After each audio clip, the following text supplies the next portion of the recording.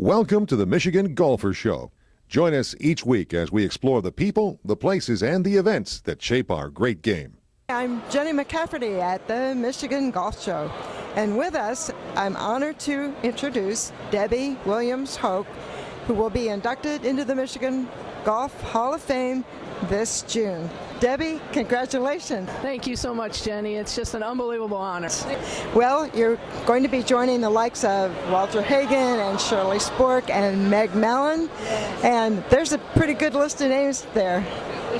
There certainly is. When I had a chance to just look over the list of everybody that's involved or been inducted into the Hall of Fame, I just was so humbled to be able to join those great people and to be, mentioned in the same breath with them. I'm so honored because they've done so much for the game of golf in the state of Michigan, and it's just really hard to put into words how special this means to me. Well, you've done a lot for golf, especially girls golf. You're winning awards for that. Tell us a little bit about changing your career from playing to teaching.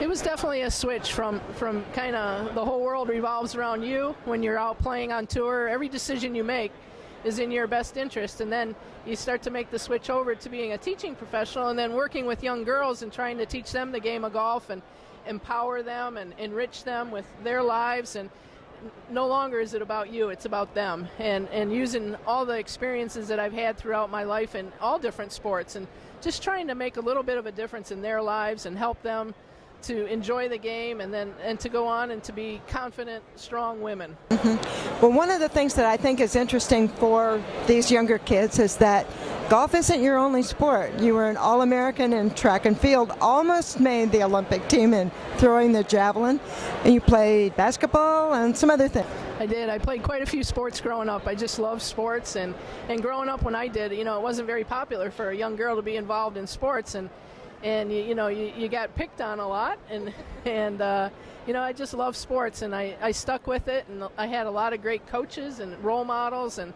my parents were so supportive. So now that I'm involved in teaching young people, whether it's the girls in the LPGA girls golf program or on my high school golf team, I'm trying to do some of the things that was done for me when I was growing up and just help these kids to learn the game and to enjoy it and to just have their lives enriched by it. I think one of the things that's kind of interesting about kids is they kind of start out playing a bunch of different things, and sometimes if they're good at one, they get a lot of pressure to stick with that. But you didn't. You kind of bounced around and kept doing several sports. I definitely think it does. It just makes you more well-rounded as an athlete. But then the other thing it does is it puts you in contact with all different types of people and different coaches and different philosophies, and it just really contributes to much more being well-rounded, as you said. And it's really, for athletes today at a young age of 12, 13 years old to be doing only one sport, I'm not sure I agree with that. One of the things that is always interesting to me is when people come into coaching, they almost always have a role model in mind. Somebody might not be the same sport, but whose practices you emulate. Is there somebody like that?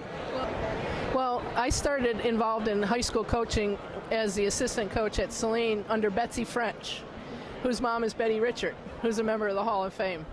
And Betsy I've known for a long time. We competed against each other in amateur golf, and that's how we first met. And Betsy asked me to join her as an assistant back in 2007.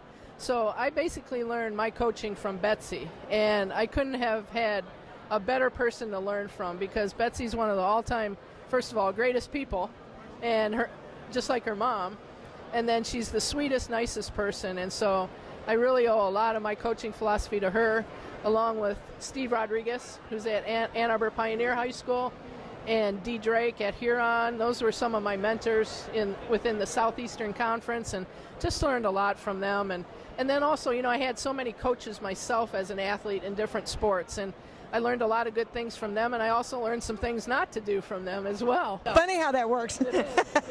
Yeah.